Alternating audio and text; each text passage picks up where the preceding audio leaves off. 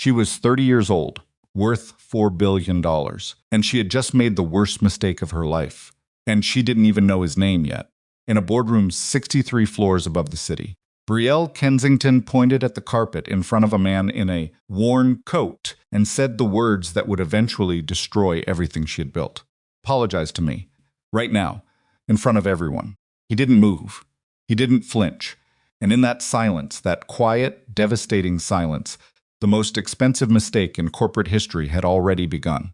If you're watching this right now, do me a favor, hit that subscribe button and turn on notifications, because this story is only getting started.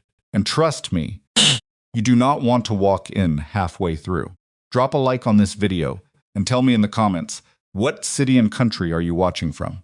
I want to see exactly how far this story has traveled. Let's go back to where it all began. The morning Derek Holloway walked into the North Star Dominion Group headquarters. He was carrying a briefcase that had seen better days. The leather on the handle had worn thin at the corners. There was a small scuff near the brass latch that he'd never bothered to fix, not because he couldn't afford to, but because it didn't seem important enough to think about. Other things on his mind. He always had other things on his mind. He'd intervened. He came through the main entrance at 8:07 in the morning, 13 minutes before the executive briefing was scheduled to begin on the 63rd floor. The lobby of North Star's headquarters was the kind of space that was designed specifically to make people feel small. 60-foot ceilings, white marble floors so polished you could see your own reflection walking under you. Sculpture near the center that had cost more than most people's houses, though nobody who worked there could tell you what it was supposed to represent. Just large and expensive and impossible to ignore, which was more or less the point. Derek noticed none of it. He had been in rooms like this before, a long time ago, when rooms like this were a normal part of his week. He walked straight to the reception desk and gave his name to the young man sitting behind it. Derek Holloway. I have a 9 o'clock with the executive team. The receptionist, early 20s, bright tie, the slightly harried expression of someone who had already handled 4 problems before the building was fully awake, looked at his screen, looked at Derek, back at the screen. Mr. Holloway. A pause. Your name is here, but another pause, this one more careful. Are you with the consulting firm? Or independent? Derek said. I was contacted directly by the chairman's office. Something in the receptionist's expression shifted. Unfriendly. Just uncertain. People who came in through the chairman's office usually looked a specific way. They usually wore suits that cost more than the receptionist's monthly rent. They usually had assistants standing slightly behind them, carrying things. They usually did not look like they had walked 6 blocks in November without a proper overcoat. Of course, the receptionist said, recovering smoothly. One moment, Mr. Holloway. He picked up a phone. Derek stood at the desk and looked out across the lobby. A group of executives was crossing toward the elevators, 4 of them, moving in a loose cluster, talking in low voices, the kind of conversation that stops whenever anyone else gets close enough to hear. One of them was a woman. She was the one the others kept glancing at, the way people glance at whoever is actually in charge, even when nobody has said it out loud. She was younger than Derek expected. 30, maybe. Dark hair pulled back, tailored coat, the kind of posture that doesn't come from good breeding, but from years of deciding that other people's opinions of you are not your problem. She was talking, and the 3 men around her were listening. Was Brielle Kensington. He didn't know that yet. He would soon enough. The receptionist hung up the phone, looking slightly more uncomfortable than he had 30 seconds ago. Mr. Holloway, I've been asked to let you know that for the building management arrangements today, you'll be directed to the service elevator. The executive elevator is reserved for the leadership team. Derek looked at him. The service elevator, he repeated. Yes, sir. I apologize for that. It's just a logistical thing for today's. Which way is it? To the left, past the thank you. Derek turned and walked toward the service elevator without another word. Pressed the button and waited. A cleaning cart was parked nearby, and a woman in a gray uniform was restocking it without looking up. The elevator doors opened. Derek stepped in. He stood alone in a steel-walled elevator that smelled faintly of cleaning solvent and old coffee, rising 63 floors to attend a meeting about a $4 billion corporate acquisition. He thought about Lily. She had a spelling test today. Third period. She'd been practicing the word necessary at breakfast, saying it out loud over and over between bites of toast, getting frustrated because she kept putting two C's in it instead of two S's. He told her to think of it this way: one collar, two socks. She'd looked at him like he was mildly ridiculous, which was how 9-year-olds looked at their parents roughly 60% of the time, and then she'd written it correctly on the napkin just to prove something. Necessary. He smiled a little, standing in the service elevator rising toward the 63rd floor of one of the most powerful corporate towers in the country. Warren Blackwell had called Derek 3 weeks ago. Yes, he'd intervened. Derek had been sitting at the kitchen table, Lily's school calendar, and a grocery list, trying to figure out how to be in two places at once on a Thursday afternoon, which was a problem he solved approximately 4 times a week with varying degrees of success.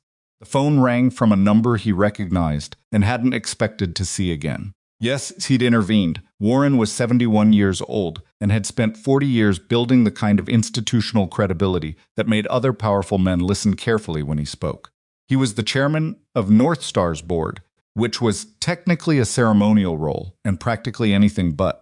He had the voice of a man who had spent decades in rooms where decisions had consequences. And the first thing he said when Derek picked up was, "I need someone I can trust, and most of the people I trust are too close to the problem." "I'm not looking for work, Warren. I know that. I'm not offering you work. I'm asking you a favor." Derek had thought about that for a moment. "Tell me what you know," he said. Warren told him. The Apex Dynamics acquisition had been 18 months in the making.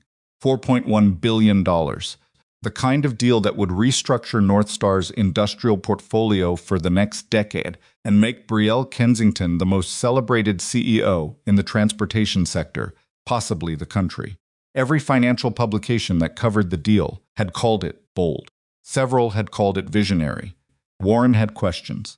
He had questions about the due diligence timeline, which had moved faster than normal. Questions about certain financial disclosures that felt incomplete. Questions about why an internal document, something designated Appendix 17 in the acquisition review file, had been restricted from normal executive access. He had asked those questions through normal channels. The answers he received had been technically complete and practically useless. "I need someone to go in and look at this independently," Warren told Derek. "Someone with no loyalty to anyone currently in that building. Someone who knows how acquisitions work, who can read a deal structure, who can tell me whether I'm worried about nothing or whether I'm worried about exactly the right things." "Why me?" Warren was quiet for a moment. "Because 12 years ago, you built something that I should have treated better than I did. And because you're the kind of person who asks questions people don't want answered, and you don't particularly care whether it makes you popular." Derek thought about it for 2 days. Then he called Warren back and said yes. The boardroom on the 63rd floor was everything the rest of the building promised it would be. Floor-to-ceiling windows on 2 sides, the city spread out below like something from a photograph. Conference table that could seat 24 people comfortably and probably had many times at meetings where the decisions made had moved money across continents. Water glasses already poured. Presentation screens on 3 walls. There were 11 people in the room when Derek arrived, and not one of them looked at him the way people usually look at someone who just entered a room they are supposed to be part of. They looked at him the way people look at a delivery driver who has wandered into the wrong office. A man near the door, mid-40s, the kind of confident that comes from having his parking space reserved, glanced at him and then looked at the empty end of the table. The end farthest from the presentation screens. The end where there was no name card, no materials, no water glass yet poured. "You can sit down there," the man said. It was less of a direction and more of a management of a minor inconvenience. "We'll get to the consultant section of the agenda after the main presentation." Derek sat down at the far end of the table. He opened his briefcase. He took out a legal pad and a pen because he still took notes by hand, which was a habit that sometimes surprised people who expected something more modern and never quite understood that the act of writing things down was itself a way of thinking. He looked at the legal pad. He looked around the room. He wrote the date at the top of the first page, and underlined it once. Brielle Kensington entered the room at 9:03, 3 minutes late, and nobody mentioned it. You see, she moved through the space the way people move when they have long since stopped being conscious of how they move, and the room reorganizing itself around their presence has become simply the way rooms work. She shook two hands, exchanged a word with one of the financial directors, set her portfolio down at the head of the table, looked at the presentation screens, and then for just a moment, her attention landed on Derek.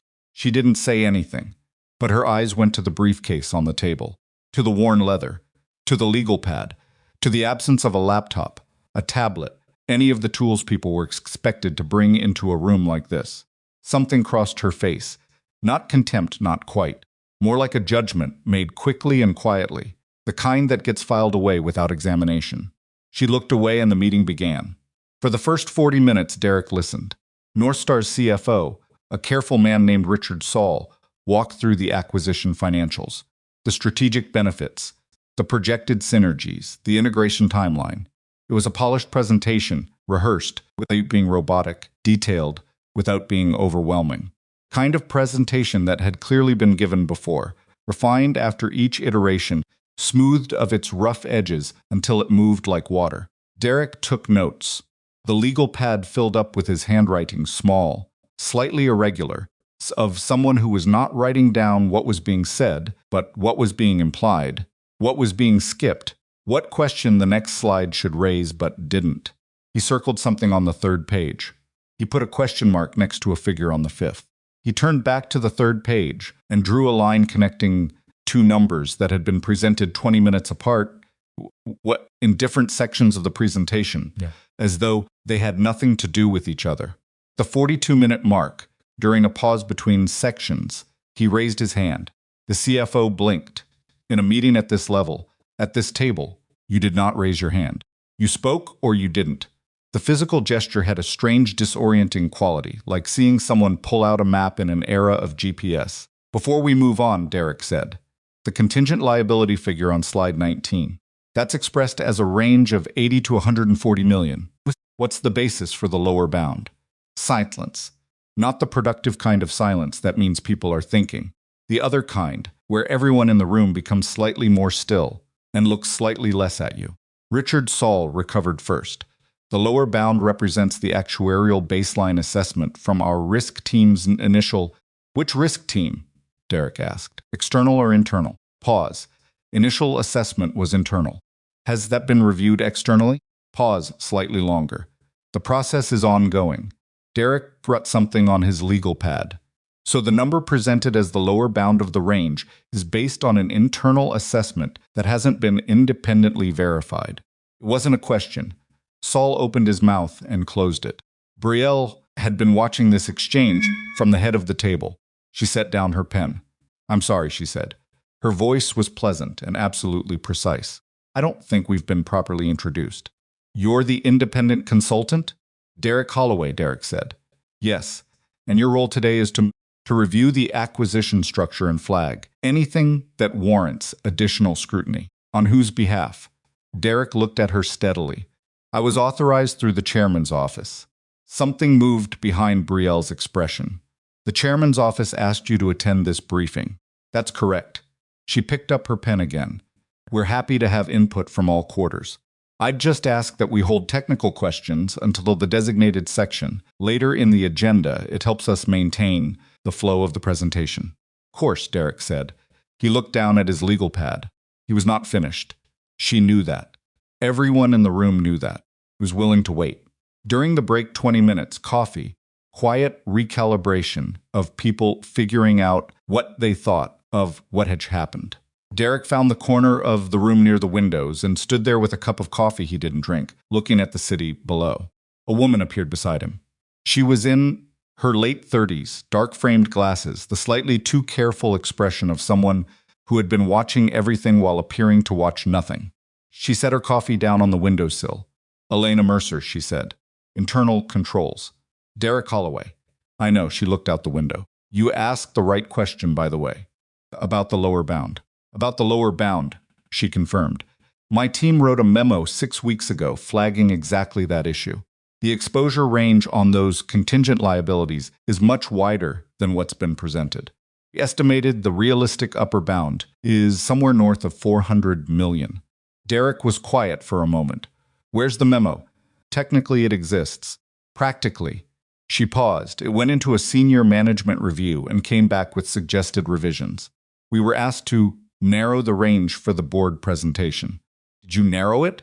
My team declined. She looked at him now, directly the kind of look that takes nerve to sustain.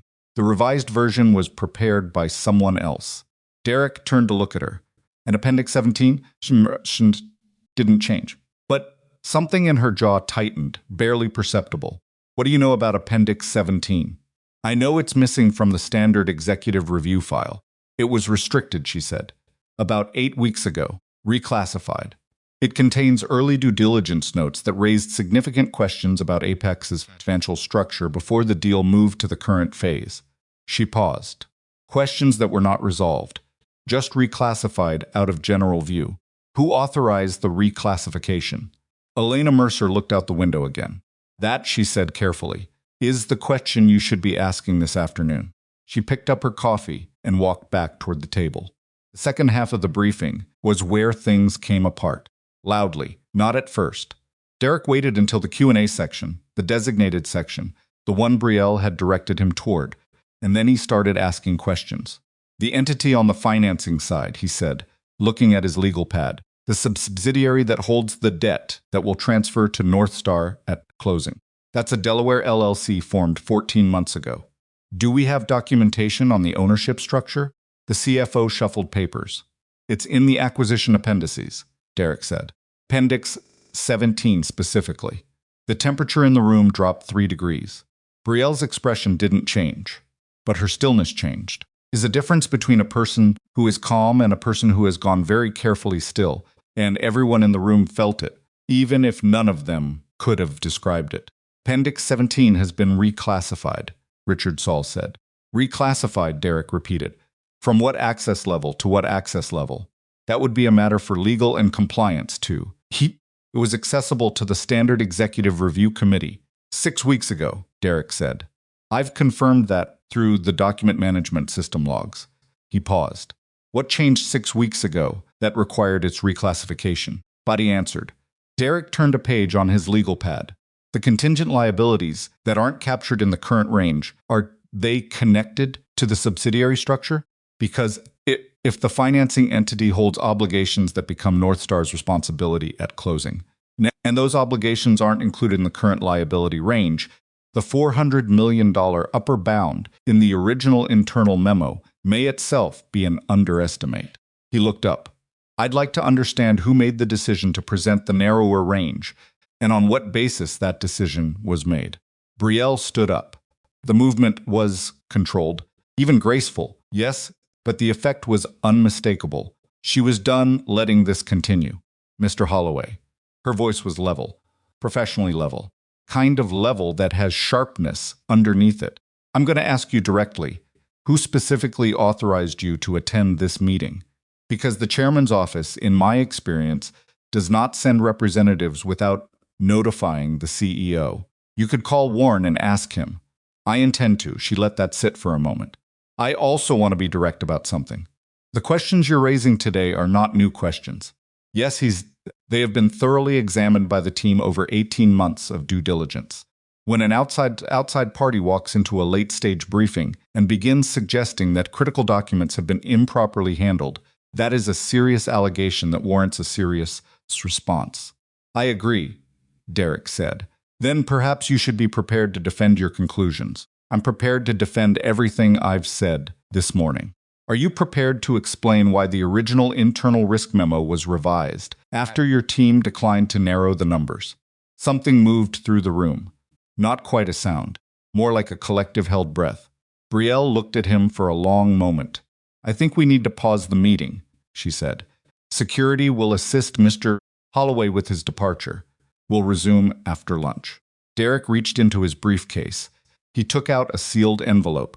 On the front, in plain block letters, he had written, "Confidential board oversight only." He set it on the table in front of him. Before I go, he said, this needs to be delivered to the audit committee. unopened. He looked at the 19 people in the room, picked up his briefcase. He walked to the door.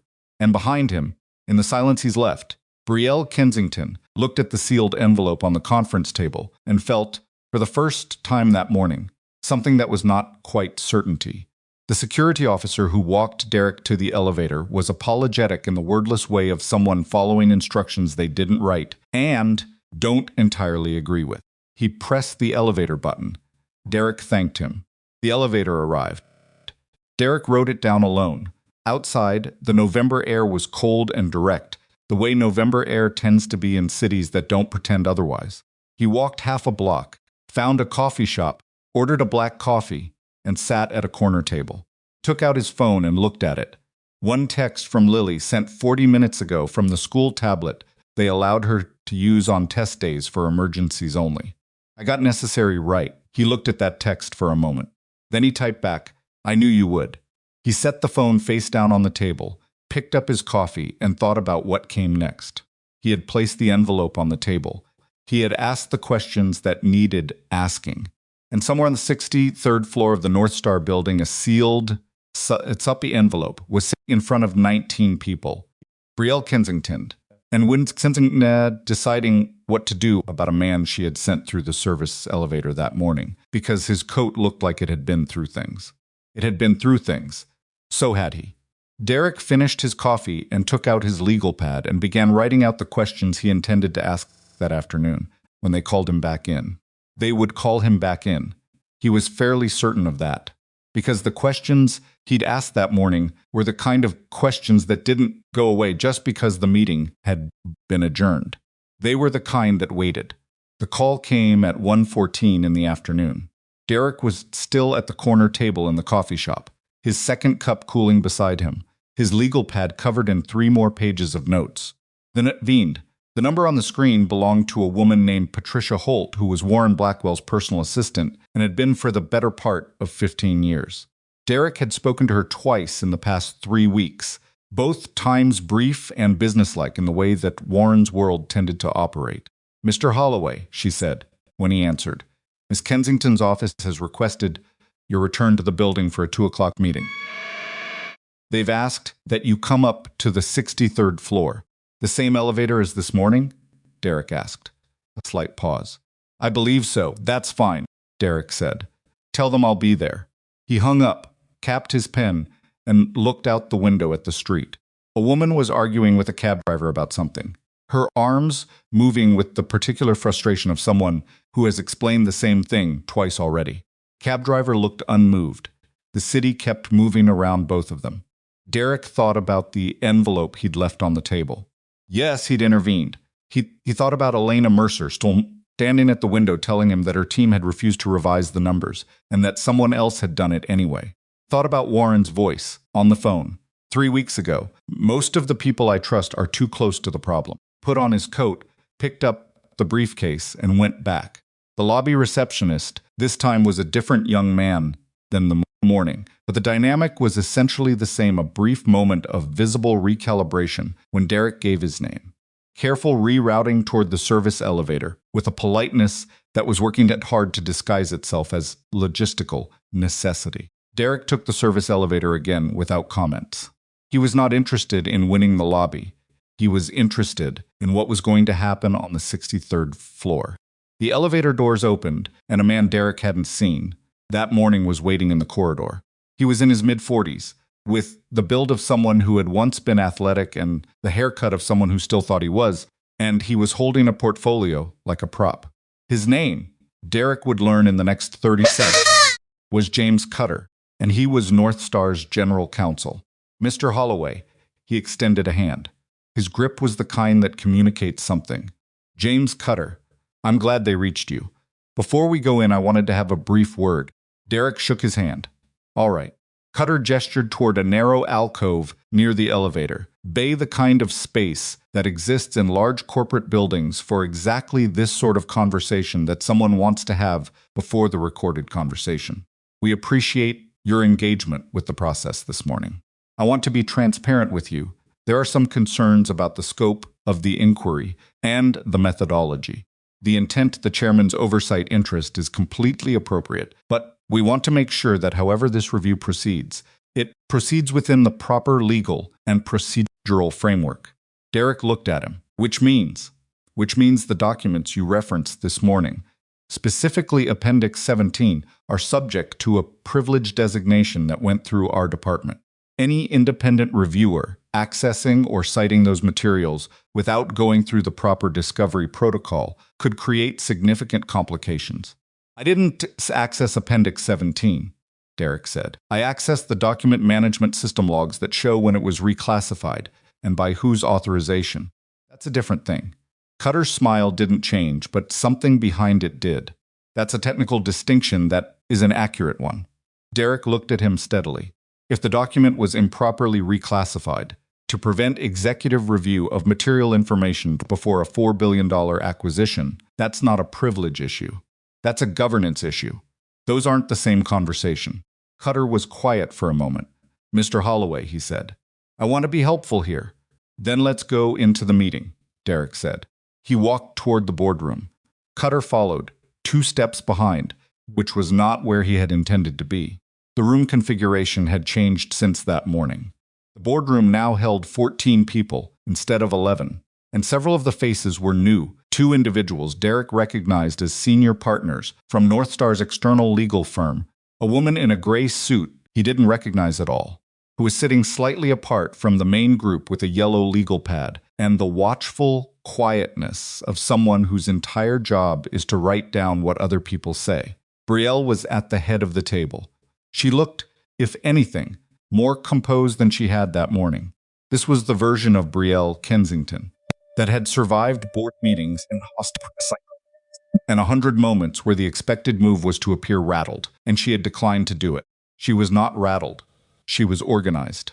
There is a difference. Mr. Holloway, she said, thank you for coming back. Please sit down. Derek sat at the same end of the table as before. He was fairly certain this was intentional on someone's part. He was equally certain it didn't change anything meaningful. I want to be direct with you, Brielle said.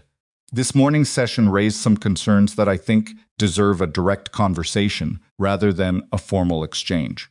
You made several references to internal documentation and to the document management system in a way that suggested access to materials that aren't part of the standard review package provided to outside parties. I didn't access any restricted documents, Derek said. You referenced Appendix 17. I referenced the fact that it was reclassified. I have access to the metadata on that reclassification through the log record, which was not restricted. Content of Appendix 17, I haven't read it. Then how do you know what it contains? Richard Saul asked from down the table. Know what it contains, Derek said. I know what it's supposed to contain based on the Acquisition Documentation Index, which is available to anyone who was given the standard pre-meeting materials. And I know that the subject matter it's indexed under is exactly the area where your liability range doesn't hold together. He paused. I don't need to read the document to know that its absence from the executive review is a problem. The absence itself is the problem. The room was quiet. Brielle looked at him with an expression that had very little readable in it. You have a theory about what happened. I have questions, Derek said. I had questions this morning. I still have the same questions. And you've shared those questions, or some version of them, with the chairman. Warren is aware of the nature of my concerns. Yeah. Something shifted in the room. Not in Brielle, she kept her face exactly where it was. But around her, in the postures of the people flanking her, there was a slight collective recalibration.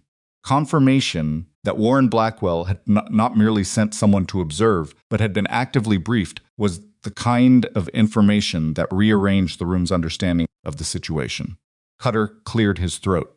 I think what would be helpful at this point is to understand the specific evidentiary basis for the concerns that have been communicated to the chairman's office. If there are genuine governance issues, everyone at this table wants those addressed through the appropriate channels. In Appendix 17 to the full audit committee, Derek said. Restore Elena Mercer's original risk memo to the board's review file. Let the independent directors see the unrevised numbers. He paused. If everything is as solid as the presentation suggested this morning, that process will confirm it. If it isn't, Then the board needs to know before this acquisition closes. Brielle set down her pen. Jetzt he'd meine pen. When she picked it up again, something in this gesture was slightly more deliberate than it needed to be. Mr. Holloway, I want to ask you something plainly, and I'd appreciate a plain answer. All right, who sent you specifically? Because my conversation with Warren this morning suggested that his authorization of your role was more general than what you've been implying. Derek looked at her. Call Warren and ask him. I did call Warren. You have your answer. A pause. Warren is 82 years old, and 71, Derek said quietly, a beat of silence. He is the chairman, Brielle said, the small correction landing badly, and her recovery of it landing only slightly better. And the scope of what a chairman's representative can independently request and reference in an ongoing executive review has very specific boundaries. Boundaries that our legal team has been very clear about. I'm sure they have, Derek said. I'm equally sure those boundaries don't extend to restricting a board-authorized reviewer from asking questions in a scheduled meeting. Brielle looked at him for a long moment. Then she said something that was not quite a dismissal and not quite a warning, something in the register of both. I think we've reached the productive limit of this particular conversation. A short recess. We're going to take a short recess. When we reconvene, I'd like to move forward with the acquisition briefing without further interruption. If you have materials to submit as part of the board oversight process, submit them through counsel. Envelope is the material, Derek said. It's addressed to the audit committee. Has it been delivered? Something crossed Cutter's face that was gone before it fully arrived. Being handled through the appropriate process, he said. That's not an answer to my question, Mr. Holloway. Has the envelope been delivered to the audit committee unopened? The silence that followed was about 4 seconds long. In the context of a legal and executive conversation in a corporate boardroom, 4 seconds is a very long silence. Brielle spoke before Cutter could. The envelope is secure. Committee will receive it. Derek held her gaze.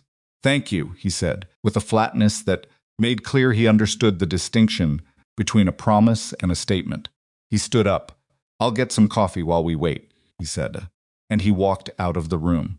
In the corridor, he found a chair near a window that overlooked the internal atrium, one of those architectural gestures that large buildings make toward human scale, and he sat in it and looked out at the city while the sound of quiet, urgent conversation leaked faintly from under the boardroom doors. He had not expected today to go smoothly. He had not expected any version of events in which Brielle Kensington welcomed his questions and opened her files. What he had expected and what appeared to be happening was that the pressure of having someone ask the right questions in front of witnesses would force choices. When people are backed into corners, they make choices. Some of those choices are wise, and some of them are not. And the difference between the two usually comes down to whether the person being cornered understands clearly who is actually in the room with them. Brielle didn't understand that yet, but the afternoon wasn't over.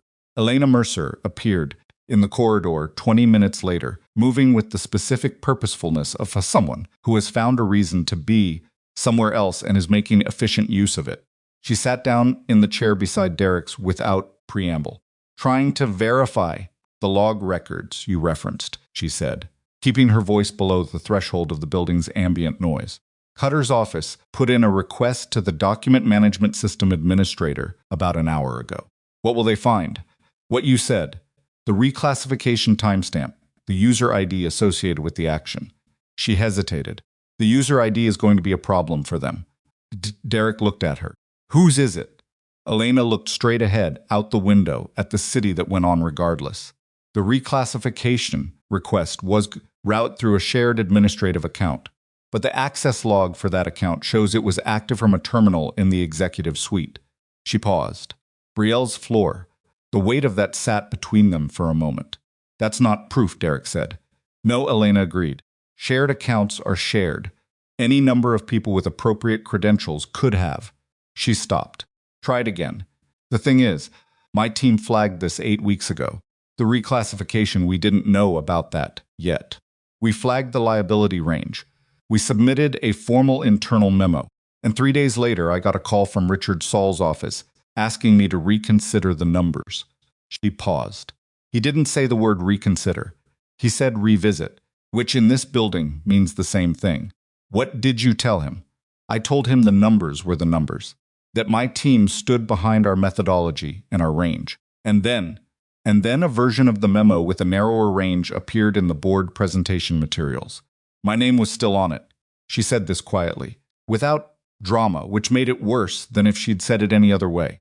My name was still on it, and the numbers weren't mine anymore. Derek was quiet for a moment. Did you raise that with anyone? I raised it with Cutter's office. I was told it was a routine editorial adjustment for the purposes of the board presentation. I was told my original memo remained on file. She turned to look at him now. I then asked to see confirmation that my original memo had been included in the board's review package. I was told it was being handled. That was 6 weeks ago. I have not received confirmation. The sound from under the boardroom doors had quieted. The recess was probably ending. Elena, Derek said. The interviews I conducted in preparing for today, 2 members of your team were among them. No. They told me the same things. You're telling me now. That's in the envelope. She absorbed this. Is that enough? She asked. And the question carried the weight of someone who has been doing the right thing quietly for long enough to wonder whether it actually matters. It's enough to require a real answer, Derek said. Whether they give one is up to them. He stood. One more thing, Elena said. There's something in Appendix 17 beyond the ownership structure. My team found reference to it before it was reclassified. There are pre-acquisition environmental assessments on 3 of Apex's primary manufacturing sites. The assessments flag remediation obligations that weren't carried into the contingent liability range at all. She let that land. We're talking about liabilities that could run into the hundreds of millions, completely separate from the financial structure issues. They weren't forgotten. They were in the early due diligence. They simply stopped appearing in later documents. Derek looked at her. Write that down, he said. Everything you just told me, dates, names, document references. Write it down and keep it somewhere that isn't a North Star server. Elena nodded once. She stood up, smoothed her jacket in the way of someone collecting themselves, and walked back toward the boardroom without looking back. Derek followed, 2 minutes behind, through the boardroom doors, back to the far end of the table. The room had refilled. Now 17 people, including 2 faces. Derek hadn't seen all day who were sitting close to Brielle and had the look of people who had been called in specifically for what was about to happen. Brielle waited until Derek was seated before she spoke.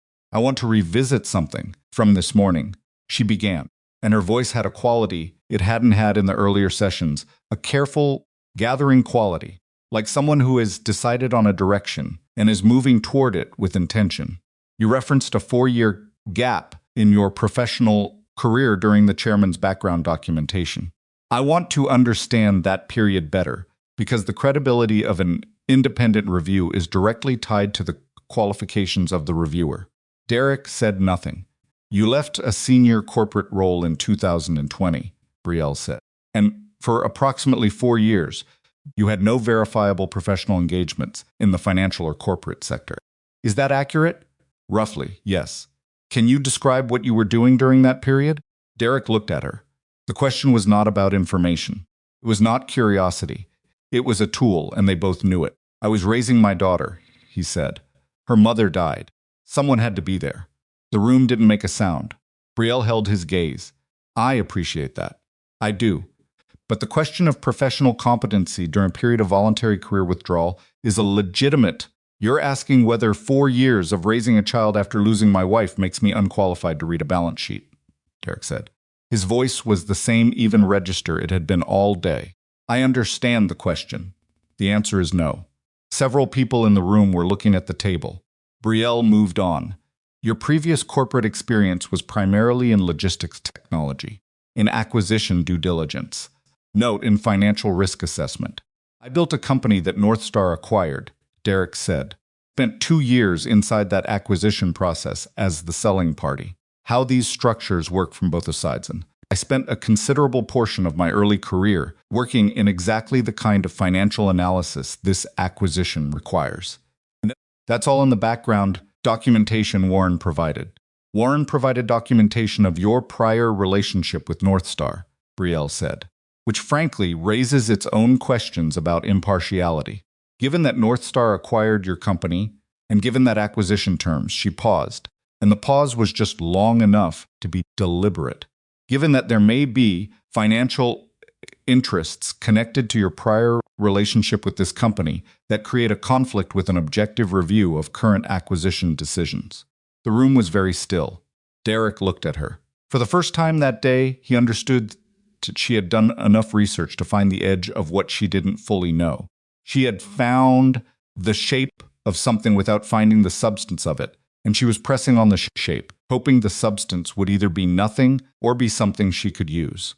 What the substance actually was, he would not tell her yet.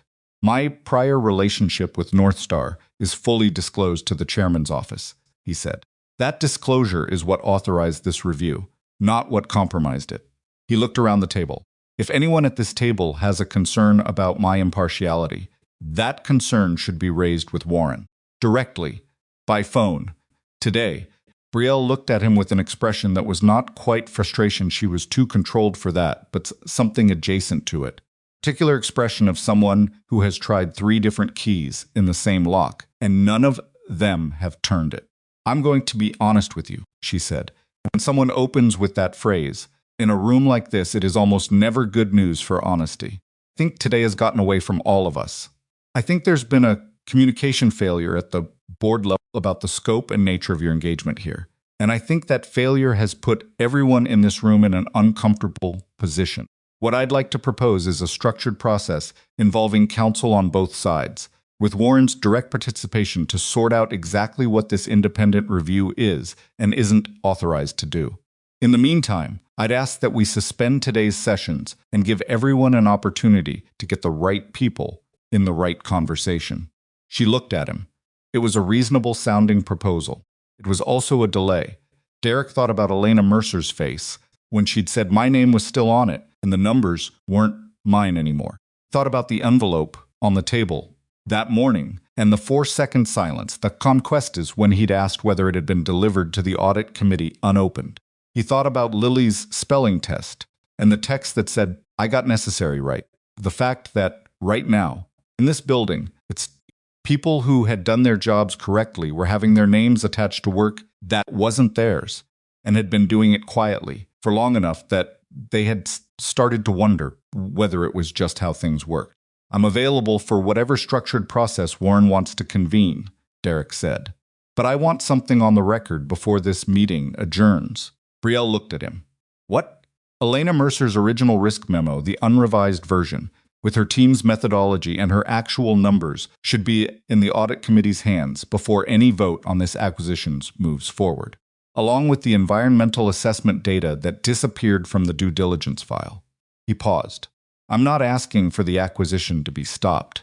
I'm asking for the board to see the complete picture before they decide. That's what board oversight is for. The silence has lasted longer this time.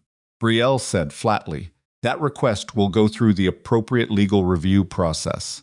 How long will that take? As long as it takes to do it correctly. The acquisition vote is scheduled for 11 days from now, Derek said. I'm aware of the schedule. Then I hope the process moves efficiently. Picked up his briefcase. He stood. I'll let Warren know the current status, he said. He'll want to be informed.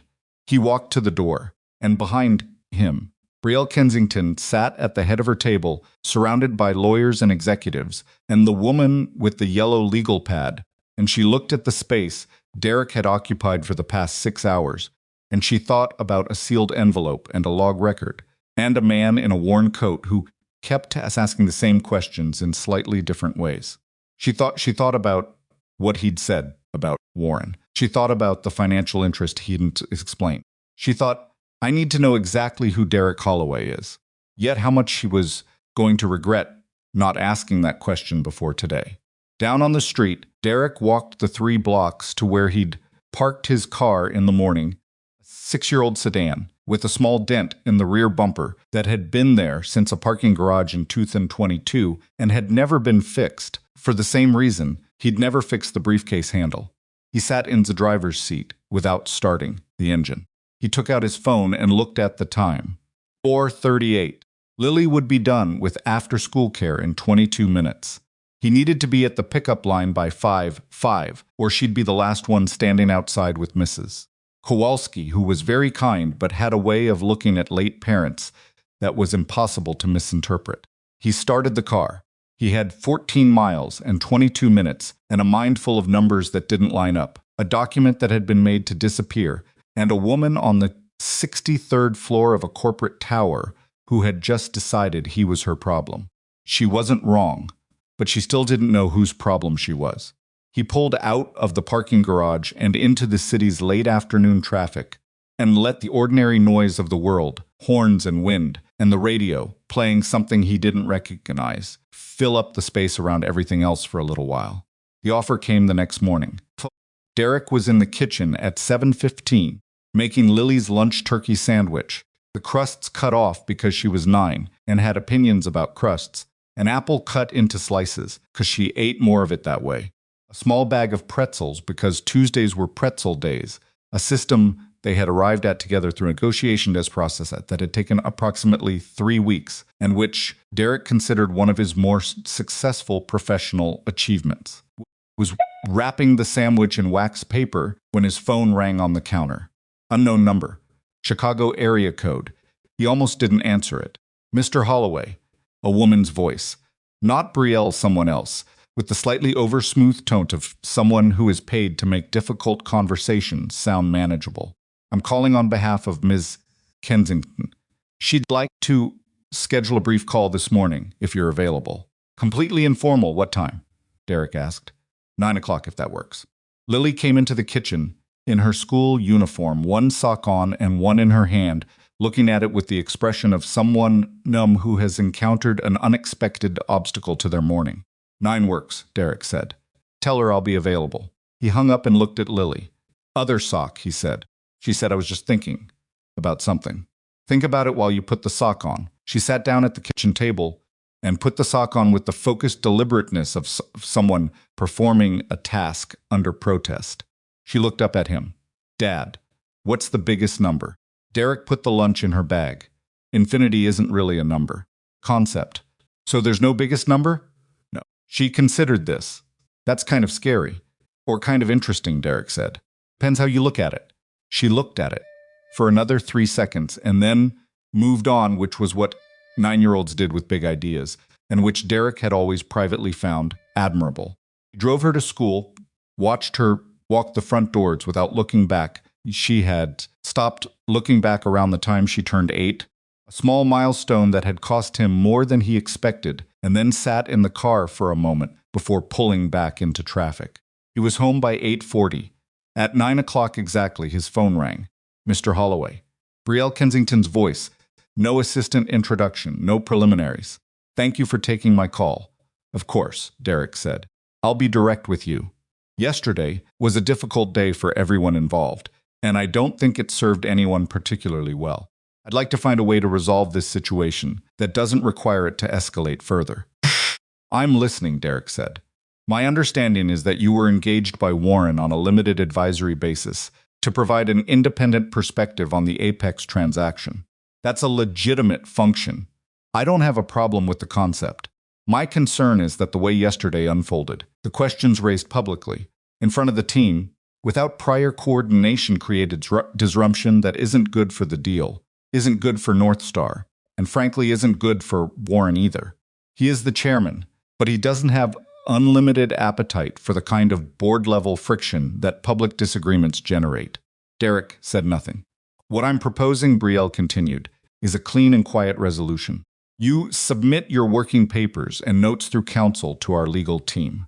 We conduct an internal review, a thorough one, with appropriate oversight, and we bring the independent directors into the loop in a structured way.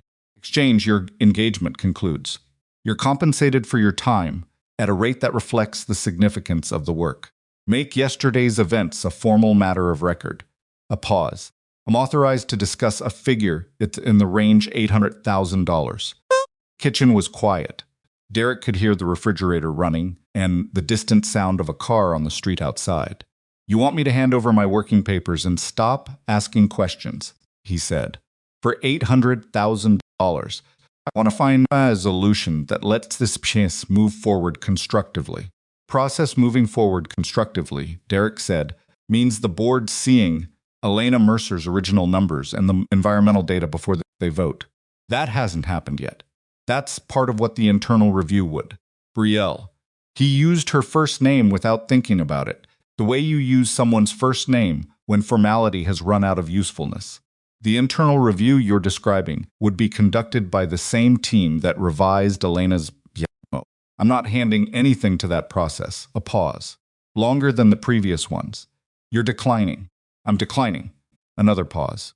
When she spoke again, her voice had shifted not dramatically, into anger, into something cooler and more final, like a door being pushed closed by someone who has decided it should be closed.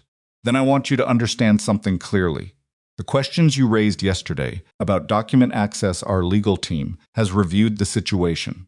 Position we'll be taking, if this escalates, is that an outside party referencing internal system logs without authorization represents a breach of the confidentiality terms under which you were given access to any North Star materials. That's a legal matter, not just a procedural one. I referenced metadata on a reclassification event, Derek said. That's not a confidential document. Our counsel disagrees. We'll let Warren's counsel and your counsel have that conversation, Derek said. I'm comfortable with that process. The pause this time was the shortest of all. I see. Her voice was entirely flat now. Then I suppose we'll continue through formal channels. Suppose so, Derek said. She hung up. Derek set the phone down on the kitchen table and sat there for a moment. The refrigerator kept running. Outside, a dog barked once and then stopped. $800,000. He thought about the timing of it, the call coming at 9 in the morning. The smoothness of the setup, the figure, delivered as though it had been carefully calibrated to be large enough to be serious but not so large as to feel like panic. It was the kind of offer that was made when someone had done the math on what the alternative cost and had decided this was cheaper.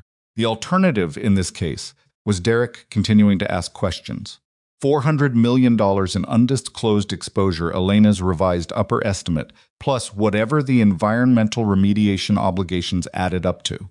Against that, $800,000 was not a settlement. It was a rounding error, dressed up as a gesture. He picked up his phone and called Warren. Warren answered on the second ring, which was unusual. Warren generally answered on the fourth or fifth, not out of unavailability, but out of a habit of finishing whatever sentence he was in the middle of before picking up. The second ring meant he had been waiting. She called you, Warren said. Was not a question this morning. $800,000 to walk away. A sound from Warren's end that was somewhere between a short exhale and something less polite. She's worried. She's calculating, Derek said. There's a difference. She's not worried yet. She still thinks this is manageable. He paused. Warren, I need to know something. The envelope I left on the table yesterday, the audit committee. Did they receive it? A brief pause. I spoke with Margaret Osey this morning. She's chair of the audit committee. She confirmed receipt at 7:15 last night. Derek let out a breath he hadn't fully known he was holding. Unopened. Margaret is thorough. She'll convene the committee within 48 hours. Warren was quiet for a moment. Derek, what's in there? You gave me the general picture, but the memo records, the interview summaries, the log documentation on the reclassification, Elena Mercer's account, her own words of what happened to her team's analysis. He paused. Preliminary estimate on the environmental side. I couldn't get to the source documents on that, but I have enough to know the question needs to be asked with the right tools. How bad is it? Derek thought about how to say the next thing. With Warren, directness was both expected and respected. He had spent a lifetime building his credibility on saying exactly what he believed, and he understood that from other people. The deal as currently structured could put North Star on the hook for somewhere between $300 and $500 million in obligations that aren't in the board's current picture.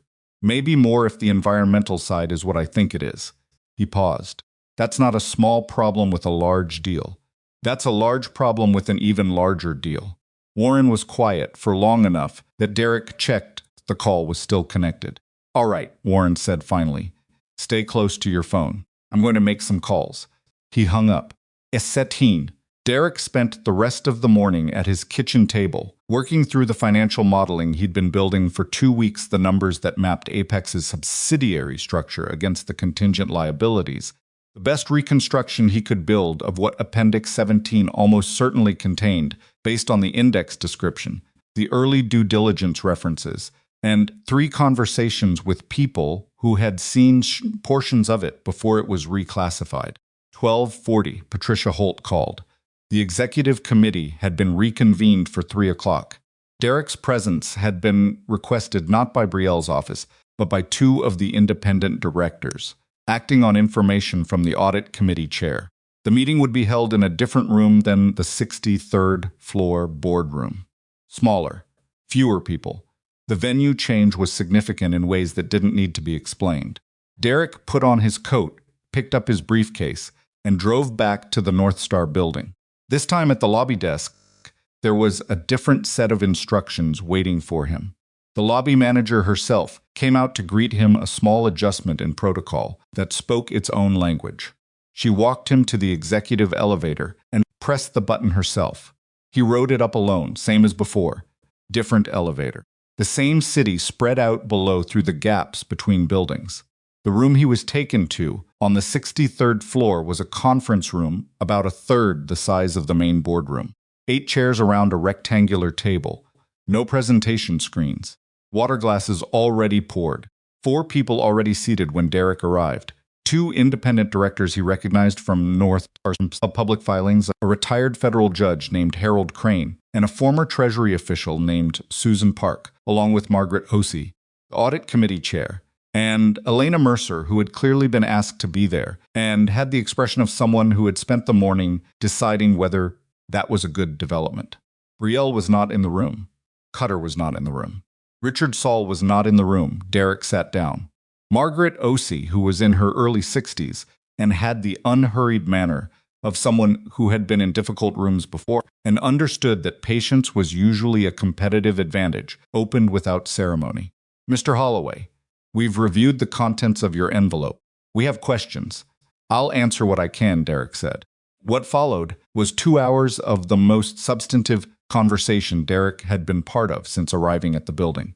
These 3 people, the judge, the former Treasury official, the audit committee, chair, ask questions.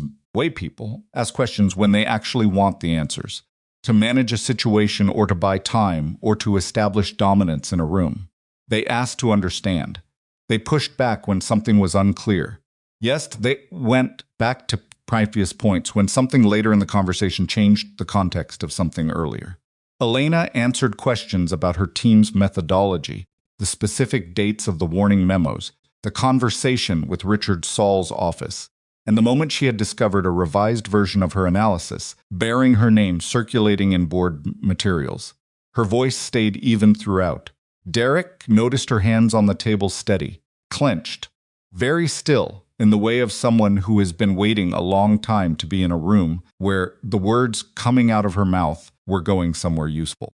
Harold Crane, retired judge, had a way of sitting forward, slightly when something mattered, and he sat forward when Elena described the revised memo. You're saying your name was used on a document that did not reflect your team's analysis, Elena said. The numbers were changed. The methodology section was altered to support the narrower range. My name remained. Did you authorize that? No. Did anyone ask your authorization? No. Crane sat back. He wrote something on the notepad in front of him and underlined it once.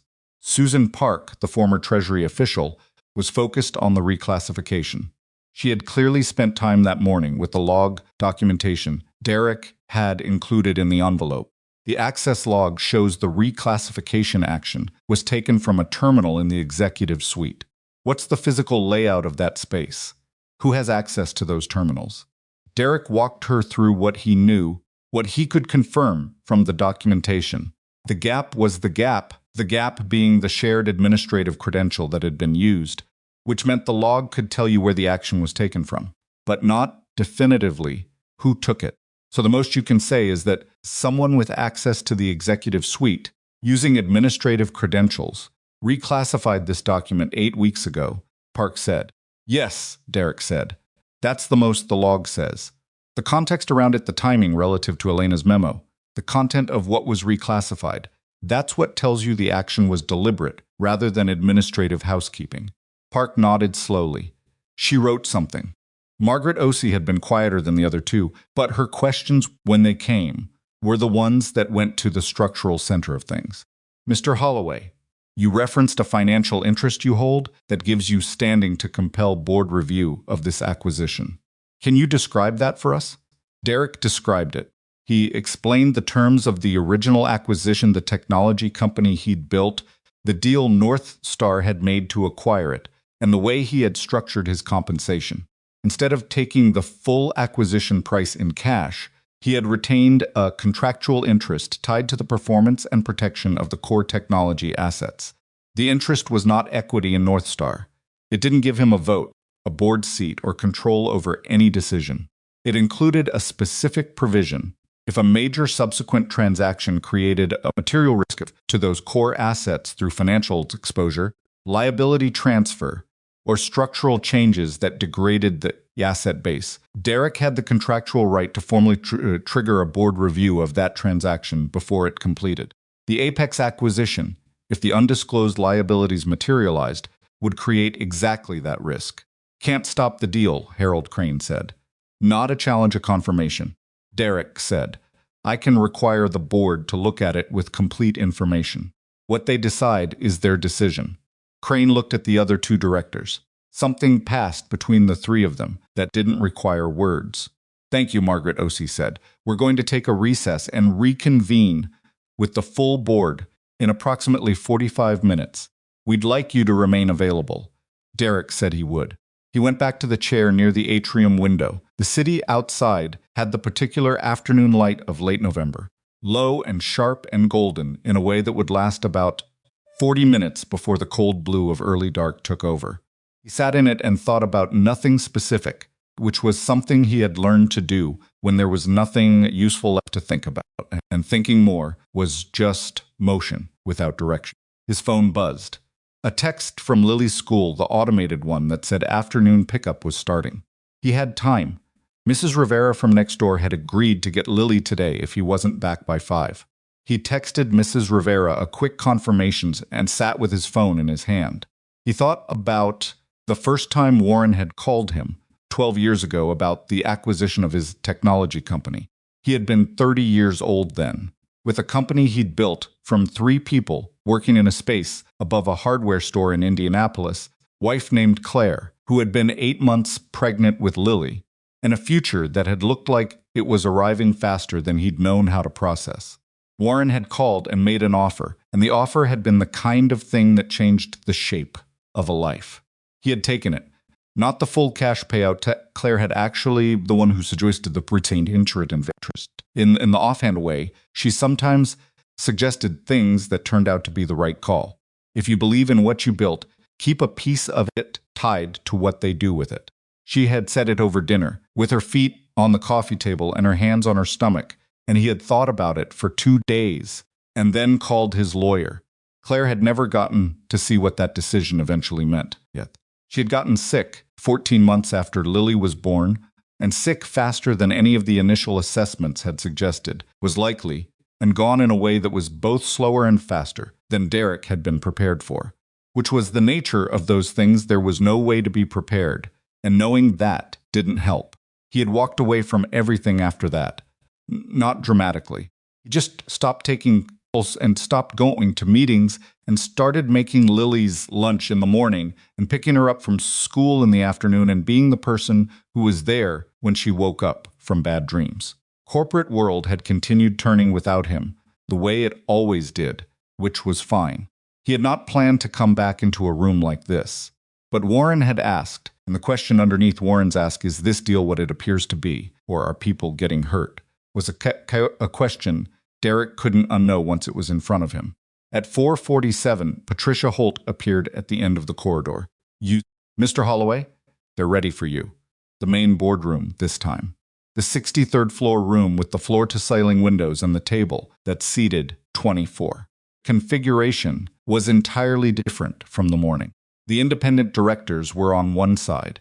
Brielle and her team cutter, Saul, 2 people from the legal firm, were on the other side. Warren Blackwell was at the head of the table, in person, which Derek had not expected.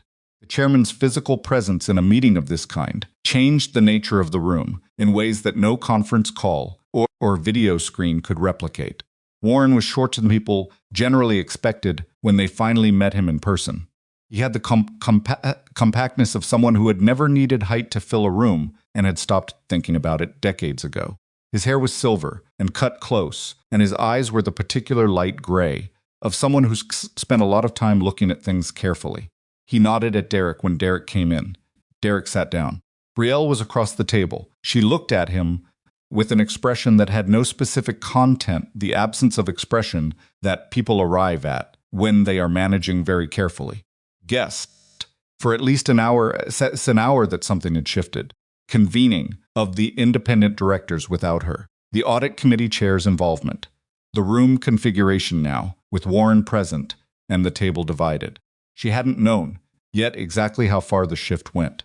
Warren opened the meeting without ceremony, which was his way. Yes, we're here because the audit committee has received materials that require the board's attention for the Apex transaction proceeds further. I've asked Derek to walk us through his findings.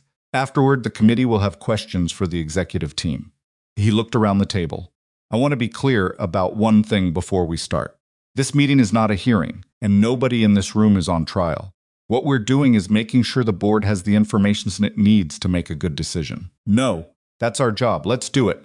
Derek opened his briefcase, took out his legal pad and the printed summary he had prepared, a clean, structured document, 12 pages, laid out the financial analysis, liability mapping, the documentation concerns, and the questions that still required answers from people with access to the source materials.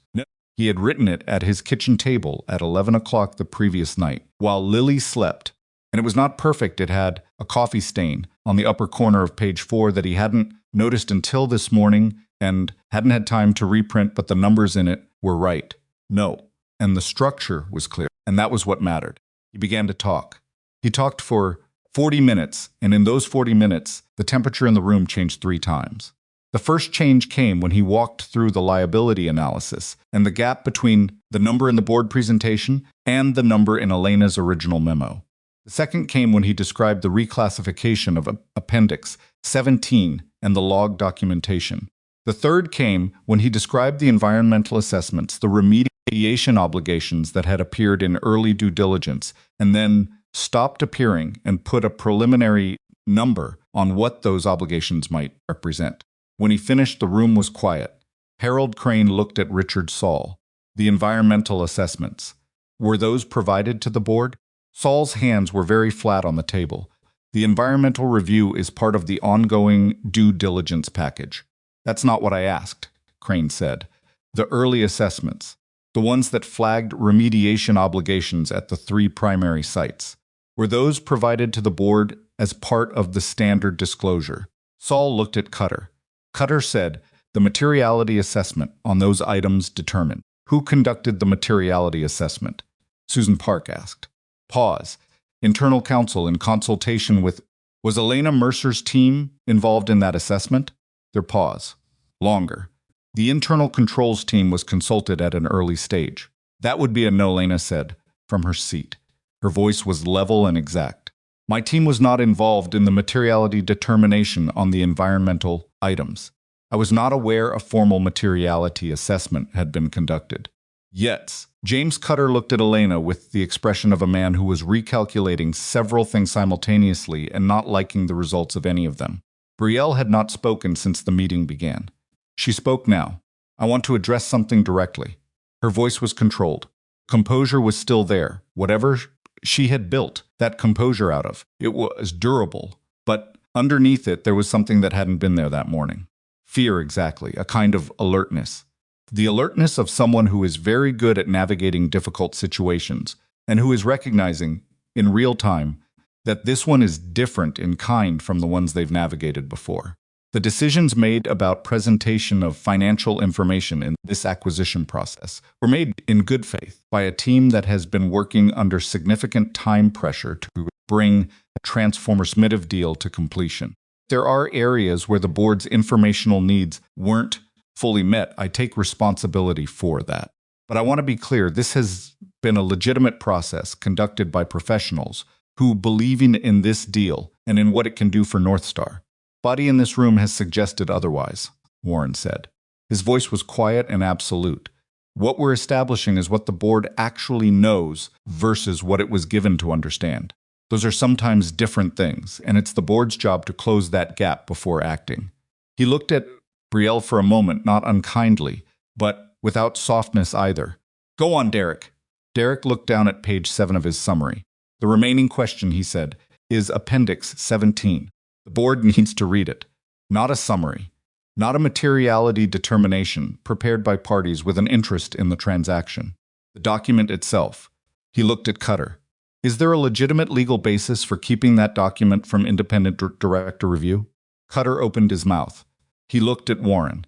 He looked at the 3 independent directors. He looked at his hands. No, he said. There isn't. The word sat in the room like something that had been holding up a wall and had now been removed. Warren said, then we'll have it by end of day. He looked at Brielle. That's not a request. Brielle looked at him. Something crossed her face, something that was not quite resignation, and not quite anger, but contained elements of both. You'll have it, she said. Derek closed his summary document, capped his pen. Outside the floor-to-soiling windows, the November light had done exactly what he'd expected, gone from gold to blue to the particular gray of early evening over a city in the cold months. The city below was lit up now, millions of windows. The ordinary illumination of people in rooms doing the ordinary things that lives were made of. He thought for no particular reason about Lily at her desk doing homework right now at Mrs. Rivera's kitchen table, probably arguing with a long division problem in the same tone she used for everything she found unreasonable, which was a tone she had absolutely gotten from her mother, and which Derek found both aggravating and quietly wonderful every single time. Warren looked around the table. We'll reconvene tomorrow morning with the full audit committee once the directors have reviewed Appendix 17. In the meantime, the acquisition timeline is suspended pending that review. James, I want a written confirmation of that suspension in my inbox by 7 tonight. Cutter nodded. Warren stood. Everyone else stood. And Brielle Kensington, who had walked into this building 48 hours ago as one of the most powerful CCOs in corporate America, gathered her portfolio and her composure and walked to the door. She paused at the threshold. She turned and looked at Derek across the room, a long look, without specific content, the look of someone filing something away. Then she left. Derek stayed seated while the room emptied around him. Warren was the last to leave, and he stopped beside Derek's chair. You did good work, the old man said. Derek looked at the summary document on the table, with its coffee stain on page 4. The work isn't done yet. No, Warren agreed. It isn't. He put a hand briefly on Derek's shoulder, a gesture from a man who didn't make many of them, and walked out. Derek sat alone in the empty boardroom for a moment. Then he picked up his phone and called Mrs. Rivera to say he'd be there within the hour, and picked up his briefcase and took the elevator down. He pressed the button for the service elevator out of habit. The doors opened. He stepped in, the same steel walls, the same faint smell of cleaning solvent, the same 63 floors. He rode down alone, and when the doors opened in the lobby, he walked through the marble space and out through the front doors into the cold November air.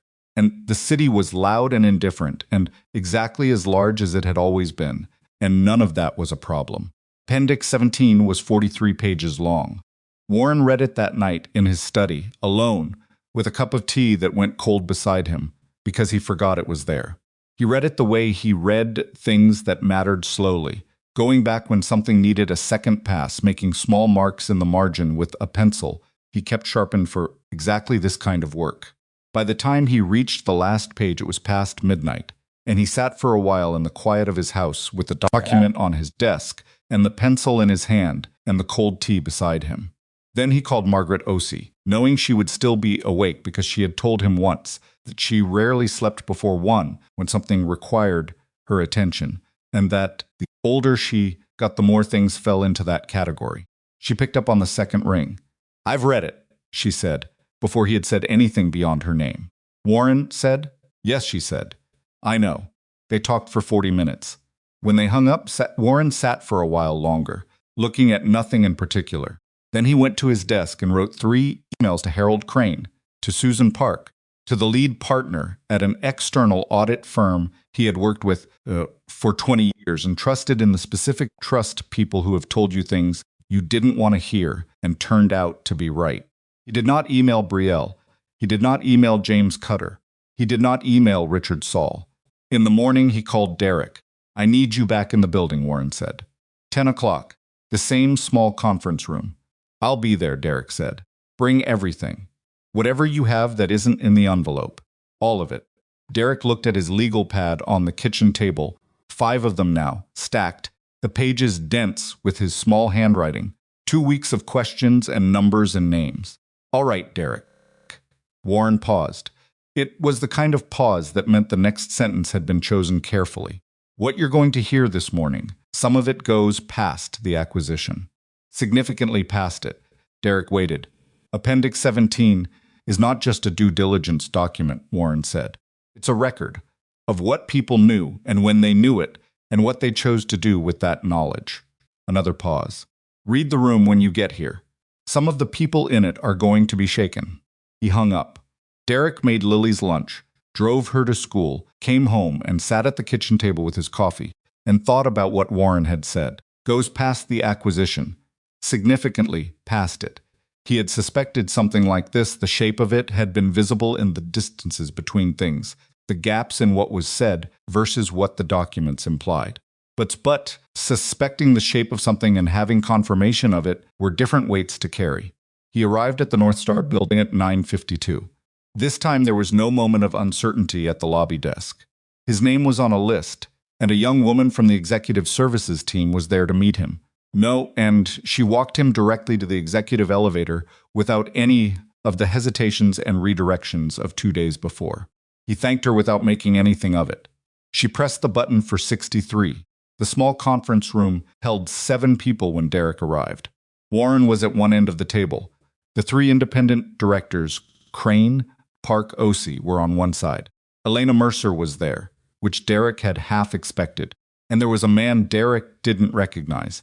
50s, rimless glasses, the unhurried manner of someone who has been brought into difficult situations before and understands that the most valuable thing he can bring is a clear head. Warren introduced him as Gerald Foss, the lead partner from the external audit firm. Gerald's team is going to begin a formal independent review of the acquisition documentation, Warren said. Effective today, his access supersedes any internal confidentiality designation on the relevant materials. He looked at Derek. "Before we get into the specifics, I want you to hear what the document contained." It was Margaret Ossie who walked through it. She was careful and precise and did not editorialize, which made what she described more rather than less damaging. Appendix 17 contained the earliest due diligence notes on Apex Dynamics, compiled by a small team of analysts in the initial assessment phase, before the deal had advanced to full acquisition discussions. Those notes identified, with considerable specificity, 3 categories of concern. The first was the contingent liability structure, exactly what Derek had already mapped, though in more detail than he'd been able to reconstruct from the outside. The financing subsidiary that would transfer to North Star at closing carried obligations tied to a set of legacy contracts that had underperformed for 3 consecutive years. The realistic exposure, according to the original analyst's work, ranged from $280 million at the low end to $460 million at the high end. Those numbers had been in the document from the beginning. They had not made it into the board presentation. The second was the environmental remediation issue. 3 manufacturing sites, all flagged in early environmental screening, all carrying significant potential remediation obligations under federal environmental standards. The analysts had noted that the obligation estimates were preliminary and required further independent verification, but their working range was $110 million to $240 million. That range had also not appeared in the board materials. The third was the one that changed the weight of everything else. There was a section of Appendix 17, written by one of the original analysts, that described a meeting. A meeting that had taken place in month 3 of the due diligence process, before any of the liability concerns had been formally escalated. The meeting had been between the lead analyst and someone described in the notes only as senior leadership, and the content of the meeting as the analyst had recorded it, carefully and with dates and approximate quotes, was a direction. A direction to revise the preliminary findings to support the deal's advancement to the next phase. To present the liability ranges in a way that did not impede the timeline. To treat the environmental items as contingent rather than probable. The analyst had written it down, all of it, including the name of the person who had given the direction. The room was very quiet when Margaret Osey finished. Gerald Foss, the external auditor, was writing on his notepad in a fast, compact hand. Harold Crane was looking at the table. Susan Park was looking at the window. Elena Mercer was looking at her hands. Derek, said the analyst. Is that person still at North Star? Warren said. No, she left 14 months ago. Voluntary resignation, according to HR. Her exit interview notes describe a vague reference to professional concerns that weren't being addressed. He paused. Gerald's team is going to try to locate her. She may be easier to find than you'd think, Elena said. Everyone looked at her. I know who she is. We overlapped for about 8 months. She was careful and she was good and she didn't leave because she wanted to. She paused. Her name is Rachel Sung. I have a personal email for her. A North Star one. Can you reach out to her today? Margaret Osey asked. Yes, Elena said. Something had shifted in Elena's bearing since the day before. Confidence, exactly. She had always had that. Underneath, in the quiet way of someone who knows their own work is sound. But she was carrying it differently now. Less compressed. Less like someone who has been managing alone for a long time and has gotten used to the weight. Derek understood the feeling. It was the feeling of not being the only one who sees something anymore. Warren looked at Derek.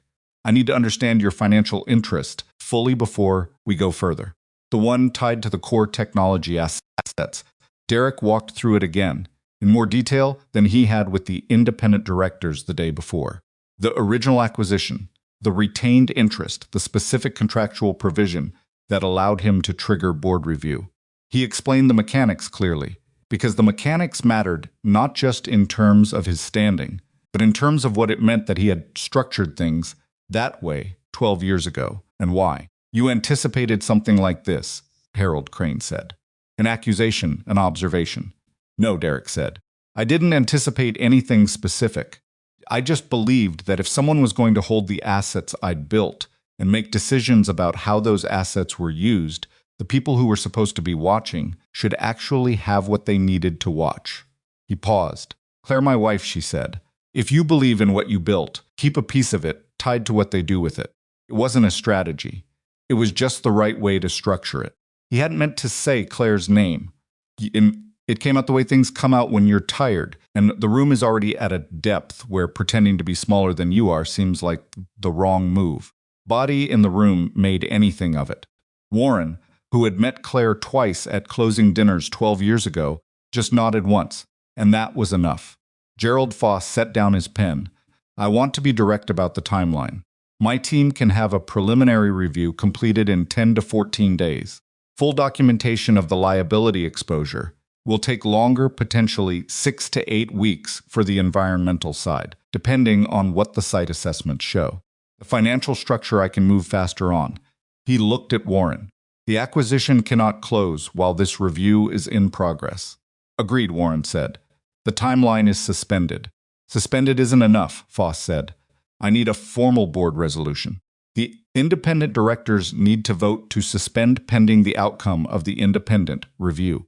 That vote doesn't happen today. The clock on the original deal schedule continues to run, and the pressure to complete will build regardless of what we find. Warren looked at the 3 independent directors. Harold Crane looked at Susan Park. Susan Park looked at Margaret Osey. We can convene the vote this afternoon, Margaret said. We have quorum with the 3 of us and Warren. We don't need the executive directors for an audit committee resolution. Make it a full board resolution, Crane said. Not just audit committee. I want the scope to be clear. Agreed, Warren said. He looked at Derek. Is there anything else from your work that Gerald's team needs before they start? Derek opened his briefcase and took out the 5 legal pads. He set them on the table. Then he took out a USB drive, the backup of his electronic files, every document he'd scanned, every source record, every preliminary analysis. He slid all of it across the table to Gerald Foss. Foss looked at the stack of legal pads with an expression that was not quite amusement, but was in the neighborhood of it. Handwritten. I think better when I write it by hand, Derek said. So do I, Foss said, and picked them up. The formal board resolution was voted on at 2:15 that afternoon in the main boardroom, with all board members present. The vote was not close. 7-2, with Brielle and the director she had appointed casting the dissenting votes. The Apex acquisition was formally suspended pending the completion of an independent financial and legal review by Gerald Foss's team, with a reporting deadline of 60 days. Brielle voted no with the stillness of someone who has decided that what is happening is not acceptable, but has also run out of the specific kind of leverage that would change it. She sat through the vote, recorded her dissent in the formal minutes through Cutter, and said nothing else. After the vote, Warren asked everyone except the independent directors and Derek to leave the room. The room had cleared. He looked at the four of them and said, I want to talk about what comes next. The audit, Gerald has that. The other question. The other question was the one. None of them had yet named directly in a room together, though all of them had been sitting with it since the previous night. If a senior leadership figure had directed the original analysts to revise their findings, and if that direction had then been carried forward through the suppression of Elena's memo, the reclassification of Appendix 17, the revision of documents under employees' names without their authorization, then what had happened at Northwestern was not a documentation error or a judgment call made under time pressure. It was a sustained pattern. Harold Crane said what all of them were thinking. This goes to the board's fiduciary responsibility. The pattern is what the documentation suggests. It's not just the acquisition that needs review. It's the governance structure that allowed it. And the employment consequences, Susan Park said. Harshly, directly, yes, Warren said, those two. He looked at Derek. Derek said, that's not my call. None of it is. I came in to look at a transaction. What you do with what I found, that's the board's decision. That, Warren said, I'm not asking you to make the call. I'm asking whether there's anything else I should know before I make it. Derek thought about it. Thought about the 2 days he had spent in this building, the service elevator, the far end of the table, the sealed envelope, woman at the coffee shop window who had said my name was still on it, and the numbers weren't mine anymore. He thought about Cutter's 4-second silence when he'd asked whether the envelope had been delivered unopened. He thought about the $800,000 offer and the smoothness of its delivery, and what that smoothness implied about how many times that kind of offer had been made and accepted, and had, therefore, worked. There are other people, Derek said, beyond Elena. I interviewed 6 employees in preparing for this review. 4 of them described situations where raising concerns about a process or a decision result in professional consequences. Reassignment, exclusion from projects, negative performance documentation, thing that would stand alone as retaliation. All of it explainable in isolation. But the pattern across 6 people over 2 years, he paused. Those people should be able to talk to Gerald's team without fear. That needs to be established clearly and soon, before word gets around about what's happening and people start calculating risks. Warren nodded. I'll have Patricia draft a formal communication to all staff today. Retaliation guarantee, direct reporting channel to the audit committee, my signature on it. Your signature matters, Derek said. Not legal's. HR's. I know, Warren said. He paused, then added, Derek, what happened with those people you interviewed, the ones who raised his concerns and got pushed back? Do you think they need to hear? Derek thought about this for a moment. It was a different kind of question than the financial and legal ones, and it deserved a different kind of answer. That someone with actual authority saw it, he said finally. Most of them aren't looking for anything specific. They just want to know it wasn't invisible.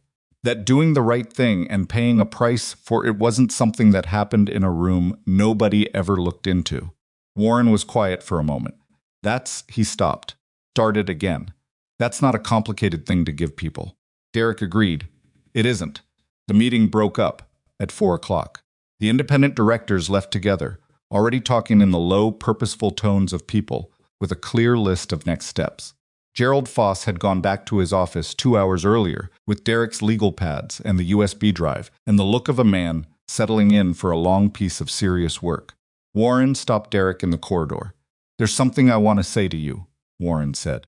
"In a meeting." He gestured vaguely, which was not a gesture Derek had seen from him before. The vagueness was itself a kind of honesty. "I should have looked harder at this before it got to where it got. I had questions for months, and I let the process move, because questioning a deal at this stage, with this kind of public profile, has a cost. I was calculating the cost instead of doing the math on what the alternative cost." Derek looked at him. "I'm not sure what you want me to say to that," Derek said. Warren said. "I'm not asking for anything. I just wanted to say it to someone who would understand what it means." He paused. "Yes," Derek said. "I do." Warren nodded. He shook Derek's hand, a real handshake, both hands, the kind that means something different than the professional version. He walked toward the elevator. Derek went back to the small conference room to collect his coat, which he had left on the back of a chair. Elena Mercer was there, sitting at the table with her phone in her hands, looking at something on the screen. She looked up when he came in. "Rachel Sung responded," she said. "She's willing to talk to the audit team," she said. She paused, looking at the screen. She said she's been waiting for someone to ask. "Good," Derek said. Picked up his coat. Then he stopped. "Elena, whatever happens in the next few months with the review the work you did, and the fact that you held the line on your numbers, that's going to matter. Just for what it changed. But for what it said about who you are." Elena looked at him with an expression that was somewhere between wry and tired. "It would have mattered a lot more if I'd been able to stop it myself." "Couldn't stop it yourself," Derek said. "That's not a failing. That's what it looks like when a system is working against you." She was quiet for a moment. "You sound like you've been there." "Different version of the same shape," he said. "Yeah." She nodded. She looked back at her phone. "I should call Rachel." "Go ahead," Derek said.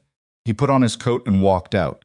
In the elevator, the executive elevator this time, because it was the one closest to the conference room, and he was tired and his knee had been bothering him since yesterday, and the service elevator was an extra 100 feet down the corridor. He pressed the lobby button and stood with his hands in his coat pockets and looked at the floor numbers descending. He thought about the board vote.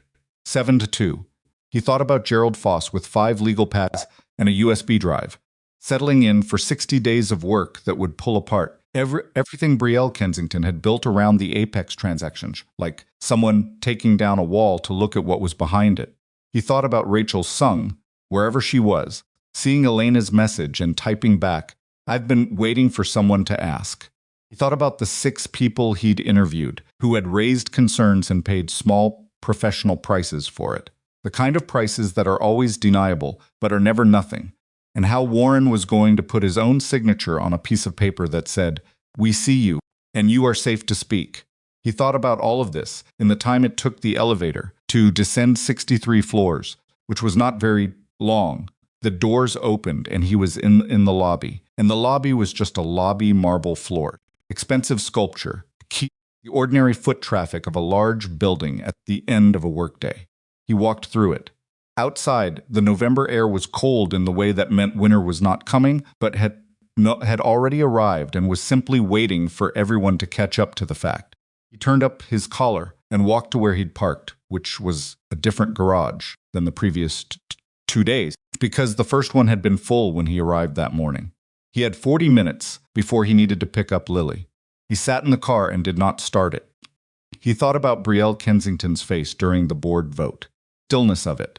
The way she had sat with her dissent, like someone wearing a piece of formal clothing that no longer fit but cannot be removed in public. She was 30 years old, and she had built something genuinely significant. The scale of what North Star had become under leadership was real. The strategic instincts that had driven it were real. The capability was real. Of that was fiction. What was also real was what she had done with it. The direction in Appendix 17. The memo that had been rewritten under Elena's name, the reclassification, the 800,000 call at 9 in the morning, delivered like a routine transaction. A person could be genuinely capable and genuinely wrong at the same time. It wasn't a contradiction. It was just a description of a human being under pressure making choices about what mattered more. Derek had made choices like that himself in the years before Claire got sick. His company was free, and the growing felt like an emergency all its own. When there were moments, he could have slowed down and chosen the room instead of the meeting. That hadn't always chosen right. He knew what it felt like to look back at a decision and understand with the clarity that only hindsight has access to what it had actually cost. Wasn't carrying any satisfaction about what was happening to Brielle Kensington. He was carrying something quieter than that. Something more like the feeling after a long piece of physical work, the ache of it, but also the specific stillness that comes from having done a thing that needed doing. Started the car. He pulled into traffic. 4 blocks from Lily's school, his phone rang through the car speaker. Unknown number. He answered, Mr. Holloway. A woman's voice, not smooth this time, not the managed tone of someone making a professional call. Rougher, more human. My name is Rachel Sung. Elena gave me your number. I hope that's okay. It's okay, Derek said. He stopped at a red light. I'm glad you called. I want to talk to the audit team, she said. I kept records. From when I was there, I wasn't sure they'd ever matter, but I kept them because it seemed like the kind of thing where you'd be glad you did, or you'd be glad you didn't need to, and either way, you'd kept them. A pause. I have the notes from that meeting. The one I wrote up in Appendix 17. But I also have emails, my own copies from before I left. I forwarded them to a personal account because she stopped. I knew something was wrong. I just didn't know what to do about it. The light changed. Derek drove. You know what to do about it now, he said, because someone finally asked, she said. And her voice had something in it that Derek recognized, not relief exactly, but the precursor to it. The moment just before a weight you've been carrying so long you've stopped, feeling it as separate from yourself shifts enough to remind you it was never supposed to be yours to carry alone. Talk to Gerald Foss, Derek said. He's the external auditor. He's independent. He's thorough. And what you tell him will go to the board directly, through any of the channels that were the problem. Okay, she said. Okay, a pause. Can I ask you something? How did you find it? 17. How did you know to look there? Derek thought about how to answer that. I didn't know specifically, he said. I just kept asking the same questions until something didn't line up. And then I asked about the thing that didn't line up until something else didn't line up. He paused. Usually when people work very hard to not answer a question, the question is worth asking. She made a sound that was almost a laugh. That's a very simple way to put it. Most useful things are. He pulled into the school pickup lane. Through the windshield, he could see the front doors and the small cluster of kids still waiting. And Lily red coat, backpack that was slightly too large for her and that she had chosen herself and refused to exchange for a smaller one, standing with her hands in her pockets, looking at something on the ground with the focused attention she gave to things that interested her, which could be anything from a geometry problem to a particularly shaped rock. I have to go, Derek said. Call Gerald Foss. He'll be expecting to hear from you. I will, Rachel Sung said. Mr. Holloway, thank you. For looking. Thank Elena, he said. She's the one who held the line for 6 weeks before I showed up. He ended the call. He pulled forward in the pickup lane. Lily looked up, spotted the car, picked up her backpack by one strap in the particular careless way she had, that made Derek want to remind her about the shoulder straps and had learned to mostly not. She walked to the car and got in. Hi, she said. Hi, he said. How was the rest of the day?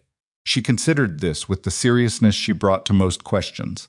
We did fractions in math, and Marcus dropped his lunch in the hallway, and it went everywhere, and it was kind of sad, but also kind of funny.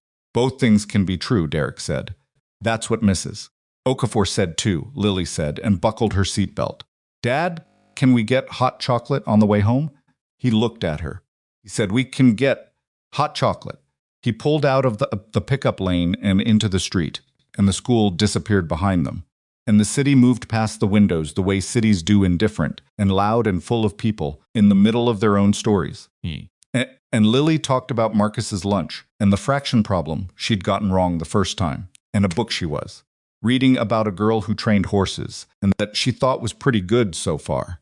And Derek listened to all of it and drove, and the day that had held board resolutions and sealed envelopes, and the quiet sound of a woman's voice saying, "I've been waiting for someone to ask," settled into its proper proportion behind him. It was a big day, but this was what came after the big day. This was the part he didn't trade for anything. The 7 weeks that followed were not dramatic, in the way that the 2 days inside North Star had been dramatic. They were the other kind of hard, the slow, grinding document-by-document kind that doesn't make for good stories, but is the actual substance of how things get resolved when they get resolved correctly. Gerald Foss's team worked through the acquisition files the way archaeologists work through a site, carefully, in layers, cataloging what they found before moving to the next thing, building a picture that was complete rather than fast. Derek was not part of that process. His role had ended when he slid the legal pads across the table. He had done what Warren asked him to do, and now the machinery of formal review had taken over, which was exactly how it was supposed to work. He went back to his life, Lily's school pickup, the grocery lists, the Thursday afternoon scheduling puzzles. Yes, he'd intervened, the kitchen table, where he ate breakfast every morning with his daughter and listened to whatever was currently occupying her 9-year-old mind, which ranged from fractions to horsebooks to the ongoing social complexity of her friend group, which had the same essential dynamics as a corporate boardroom, but with fewer lawyers. He heard things, of course. Warren called twice a week, brief calls, factual updates. Gerald Foss's team had confirmed the liability range. Rachel Sung's documents had proven exactly as significant as she'd indicated. The 3 manufacturing sites were worse than the preliminary environmental scripts had suggested, 2 of them carrying remediation obligations that would require immediate action under current federal standards, not deferred possibility. The total undisclosed exposure when Gerald's team finished their work at the end of week 5 came to $487 million, the lower end of Elena's original range, not the middle, close to the top. The Apex acquisition was formally terminated in week 6. The announcement was made through a terse press release that described a mutual decision to conclude negotiations following a review of deal terms, which was the language corporations use when the truth is too complicated and too damaging to say directly in a public document. Financial journalists who covered North Star spent 48 hours trying to understand what had actually happened. Most of them got part of it. None of them got all of it. And the ones who got closest to all of it got there by talking to sources whose identities Derek didn't know and didn't need to. Richard Saul resigned in week 5, the day after Gerald Foss submitted his preliminary findings to the audit committee. The resignation letter, which was briefly summarized in the internal communications Warren sent to North Star staff, cited a desire to pursue other professional opportunities. This was also corporate language for something more specific that would not be said publicly until the legal processes following it had run their course. James Cutter left the company in week 6. His departure was announced simultaneously with the appointment of outside counsel to conduct a legal review of the acquisition process, which was another way of saying the continued presence created a conflict the company was no longer willing to manage. Elena Mercer was not asked to leave. She was promoted. The announcement came in week 7 in the same internal communication that described the new governance structure Warren and the independent directors had put in place following the review. Elena's new title was Chief Risk and Controls Officer. She would head an independent division reporting directly to the board's audit committee, not to the CEO. Her mandate, as Warren described it in the communication, was to ensure that internal risk assessments reached the board in the form they were written by the people who wrote them without editorial management by parties with an interest in the outcome. It was, Derek thought, when Warren read him the relevant section over the phone, exactly the right structure.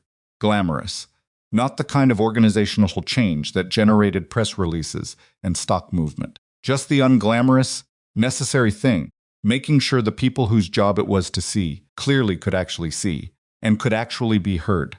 She's good, Warren said. Better than good. She should have had more authority a long time ago. Yes, Derek said. She should have. He was in the kitchen when Warren told him this, cutting an apple into slices for Lily's after-school snack in the particular way. Lily preferred 8 pieces, not 6, because 6 pieces were too big, and she had very clear opinions about the geometry of apple slices, a preference that Derek had long since stopped questioning. There's something else, Warren said. Derek waited. The board is going to make a decision about Brielle this week. I wanted you to hear it from me before it's announced. A pause. She's being asked to step down. Permanently. The pattern documented in Gerald's report the direction to revise the early analysis, the reclassification, the memo situation, the board's position is that those actions represent a fundamental breach of the fiduciary responsibility a CEO carries to the people who are supposed to be overseeing her. Another pause. It's not a simple situation. She built real things here. What she built around those real things. I know, Derek said. It won't be a quiet departure, Warren said. It's going to be legal exposure. Gerald's findings have already been shared with the relevant regulatory bodies. That process will take time, and I can't predict where it ends up. But the board's piece of it, her time here that ends this week. Derek looked at the apple slices on the cutting board. Warren, he said. Those employees, the 6 I interviewed, the reassignments, the negative performance documentation. Is anyone looking at those situations? Yes, Warren said, and there was something in his voice that suggested he had been waiting for this question. Margaret Osei is personally reviewing each of those cases. Where there's been documented professional impact, the company is going to address it. That's not a guarantee of any specific outcome. Some of those situations are complicated, and some of them happened long enough ago that the remediation is limited. But they will be reviewed, and the results of those reviews will be communicated to the individuals involved. By someone with authority, Derek said. Not HR. By me, Warren said. Derek was quiet for a moment. Okay, he said. Okay, Warren said. And Derek, I want to talk to you separately about your role going forward. I have a proposal. I figured you might. Are you open to it? Looked out the kitchen window. The backyard dirt in late November was the particular drab of a season that has finished with its color and is waiting for the next thing. A bird was doing something businesslike on the back fence, though what it was doing was not immediately clear. Lily had left a jump rope on the back steps from the previous weekend, and the rain had gotten to it. Tell me what you have in mind, Derek said. Warren told him. It was a significant offer. The title alone, Independent Strategic Advisor to the Board, with a direct reporting line to the Audit Committee, was the kind of thing that would have reshaped Derek's professional life completely. 4 years ago, version of his life where professional reshaping was still the primary project. Compensation was substantial. The mandate was real. The kind of work Derek had done in the past 3 weeks applied systematically to North Star's major strategic decisions going forward. A standing role with real teeth. Warren finished describing it and waited. Lily has a school recital in 2 weeks, Derek said. Warren was quiet for a moment. I'm sorry? Her class is doing a winter music program. She's playing the recorder. A pause. She's not very good at it yet, but she's been practicing, and she wants me there. Warren said slowly. I'm offering you. I know what you're offering me, Derek said, and I appreciate it. I mean that. But I need to tell you something honestly. He leaned against the kitchen counter. The last 4 years they weren't a gap. The way people keep wanting to describe them. A pause in my real life. A break. They weren't. They were the part where I figured out what actually mattered. And I can't unlearn that. He paused. If I take what you're describing, I'll be in buildings like Star 3 weeks out of 4. I'll be on planes. I'll be in the kind of situation where Lily goes to school in the morning, and I'm not there, and she comes home in the afternoon, and I'm not there either. I've been on the other side of that equation, and I know what it costs. She's 9, Warren said gently. She'll be older. Things change. She's 9 right now, Derek said. And right now she needs me there. That's the only version of right now I have. Warren was quiet for what felt like a long time. What would you take? He asked finally. Resign, genuinely asking. A limited advisory role, Derek said. Specific engagements, defined scope, scheduled in advance with lead time. Nothing open-ended. Nothing that becomes the main thing. He paused. That's what I can offer. If it's useful to you on those terms, I'd be glad to help. If you need someone who can be all in, you should find someone who is actually in a place to be all in. That's not me right now. Warren thought about this. Quarter recital, he said. Is she actually not very good yet? She's getting there, Derek said. She hit a B-flat yesterday that was almost right. Warren made a sound that might have been a laugh. All right, he said.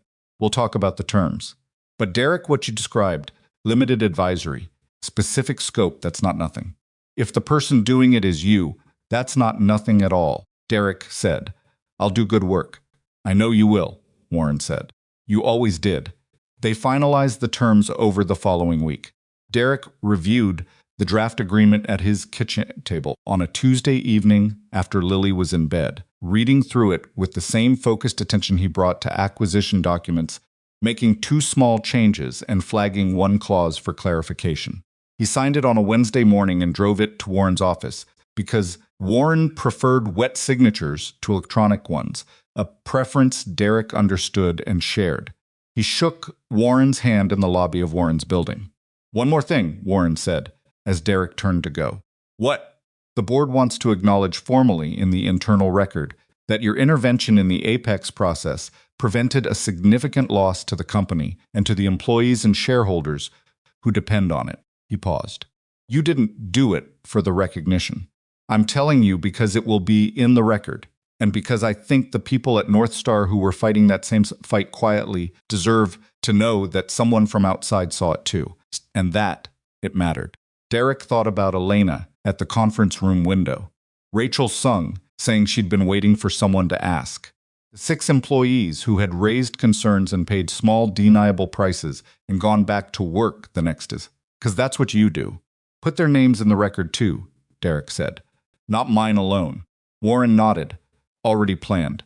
The formal board announcement about Brielle Kensington came on a Friday, released after market close in the way that significant corporate news is released, when the people leasing it would prefer it to be processed over a weekend rather than in real time. The language was careful and disclosed less than it contained, which is also the nature of such things. Described a separation by mutual agreement, following a strategic review, thanked her for her contributions, wished her well. It said nothing about Gerald Foss's report. It said nothing about Appendix 17, or Elena Mercer's memo, or the reclassification log, or Rachel Sung's emails from 14 months of quiet record-keeping. Regulatory processes would say more, eventually. That was for later. Derek read the announcement on his phone on Friday evening while Lily was doing homework at the kitchen table, wrestling with a long division problem that she had written out 3 times and gotten 3 different answers, which she considered a personal offense. He set his phone down. He looked at his daughter. How's the division going? He asked. Keeps being different, she said, with the flat indignation of someone who expects math to have the decency to stay consistent. Show me where you started, he said. She pushed the paper across the table. He looked at it. The error was in the second step, a subtraction mistake that cascaded through the rest of the problem, which was the nature of errors in sequential reasoning. One wrong thing, compounding. Right here, he said, pointing. This subtraction. 8 minus 3 isn't 4. Lily looked at it. She looked at him. She looked back at the paper with the expression of someone who knows they're about to have to redo a significant amount of work and is managing their feelings about it. That's so annoying, she said. Yes, Derek agreed. Now you know where it went wrong. That's the useful part. She pulled the paper back and started over. He watched her for a moment, the focused frown, the careful handwriting, the particular way she held her pencil that she had gotten from Claire, and that hit Derek sometimes, in quiet moments, like a hand on his shoulder. He thought about Brielle Kensington reading the same announcement on a Friday evening, in whatever room she was in whatever version of her life she was now constructing. 30 years old, genuinely capable of things that had been real, carrying the weight of choices that had also been real. What she was feeling, and it wasn't his to know. He understood, in the way you understand things that have happened adjacent to you rather than to you, that the cost of what she had done was not abstract. It was specific, and it was large, and she would be living with it for a long time. He didn't feel satisfaction about that. He didn't feel nothing about it either. What he felt was something closer to the quiet that comes after a complicated thing is done, not clean, not resolved in the sense of resolved without remainder, but finished, put down, The work was done, and the rest of it was for other people to carry in their own ways. 3 days before Lily's school recital, Derek received a call he hadn't expected. He was in the car, heading back from a hardware store run. Lily had decided she wanted to build a bird feeder, and this had turned into a 2-week project of varying intensity when his phone connected through the speaker, and the name that appeared on the dashboard screen was one he hadn't seen in 2 weeks. Brielle Kensington, he answered. I wasn't sure you'd pick up, she said. Her voice was different than it had been in any of the North Star meetings. The managed, boardroom voice, not the carefully calibrated one. Something rawer than that. Something that had been through the specific refining process that very bad weeks put people through. I almost didn't, Derek said honestly. A pause. I'm not calling to argue about anything. I want to be clear about that up front. All right, another pause longer. I wanted to. I've been trying to figure out what to say, and I keep coming back that there isn't a version of this conversation that's clean. I made decisions. Some of them I can explain in ways that feel true even now, and some of them I can't. She paused. Elena's memo. I knew what happened to it. Told myself it was an editorial decision, a presentation decision. I knew it wasn't. Derek drove. The hardware store bag was in the back seat. He said nothing, because she wasn't asking him for anything yet. People who got pushed back when they raised questions, she said. That one's hard to stand in front of. I kept telling myself the decisions were about fit, about performance, about team dynamics. Kept finding explanations that weren't the actual explanation. A pause that had real weight in it. I think I knew. I had a thing I was building, and the questions were in the way, and I convinced myself that the questions being inconvenient meant they were wrong. She stopped. That's not good reasoning. Derek said, it isn't. I want to ask you something, she said. Ask. Did you know? When you walked in that first morning, did you already know what you were going to find? Derek thought about this. He thought about the phone call with Warren, the 2 days he had taken to decide. The service elevator and the legal pad and the questions he had written out before the meeting and the ones he hadn't known to write yet. I knew something wasn't adding up, he said. I didn't know the shape of it. I just knew that when a building this size works this hard to not answer a question, the question is usually the right one. She was quiet for a moment. I sent you through the service elevator. 'Cause of your coat. I assumed something like that. I thought. She started again. I had a picture of who mattered and who didn't, and it was based on visible things, on surface things. And I had been operating from that picture for long enough that it felt like just the way things are. Choice, just the way things are. A pause. Was a choice. Derek said it was. I don't know what I'm asking you for, she said. I don't think I'm asking for forgiveness. I don't think I've earned that conversation. I'm not the person whose forgiveness you'd need, Derek said. I'm not the one who paid for those choices. I know, she said. The others. I know. He turned onto his street. The bird feeder materials in the back seat rattled slightly as he made the turn. Brielle, he said, I'm going to tell you something that I'm not sure you want to hear. Go ahead. You're 30 years old. What you built was real. Capability is real. None of that goes away. He paused. But the next time you build something, you're going to have to decide, early and repeatedly, whether the people asking inconvenient questions are threats or whether they're doing exactly the job they're supposed to do. He paused again. Most people only learn that the hard way. You've learned it the hardest way there is. That's not a gift, but it's not nothing either, if you use it right.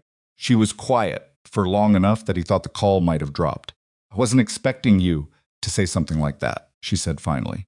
You called, he said. I figured you were hoping for something more than what you'd already heard. A sound that was almost a laugh. Brief, a little unsteady. She said, maybe. One more thing, he said. Pulled into his driveway and stopped the car. There were people in that building who saw clearly and stayed honest when it cost them something. Elena, Rachel, Sung, the others. When you're on the other side of this and you're building the next thing, those are the people you want in the room. The ones who tell you the number you need to hear. The ones who tell you the number that's actually there. She didn't say anything for a moment. I'll remember that, she said. Good, he said. And he meant it.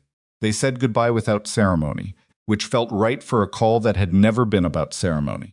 He sat in the car in the driveway for a minute after she hung up, looking at his house. Porch light was on. Lily had turned it on when she got home from school, which was a thing she had started doing when the days got short in November, because she didn't like coming home to a dark porch, and Derek had told her it was fine to turn the light on, and she had taken that as standing permission, which it was. Picked up the hardware store bag. He went inside. Lily's school recital was on a Thursday evening, in the gymnasium that served as the school's auditorium when events required an auditorium. The folding chairs were set up in rows, and the lighting was the slightly harsh fluorescent of a room that was doing its best with what it had. Yes, he'd intervened. Parents and grandparents and younger kids filled the seats with the specific energy of an audience that is genuinely invested in the performers in a way that professional audiences rarely are. Derek arrived 20 minutes early and sat in the fourth row.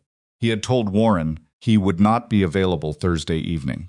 Warren had said, of course, without requiring elaboration. Program was 35 minutes long.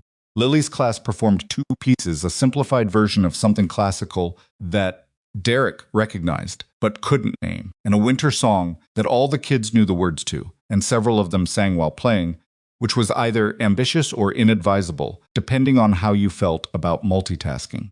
Lily was in the second row of the recorder section. She found him in the audience about 30 seconds after the class filed in, a quick scan of the seats until she located him, and then the small nod of acknowledgement, not a wave.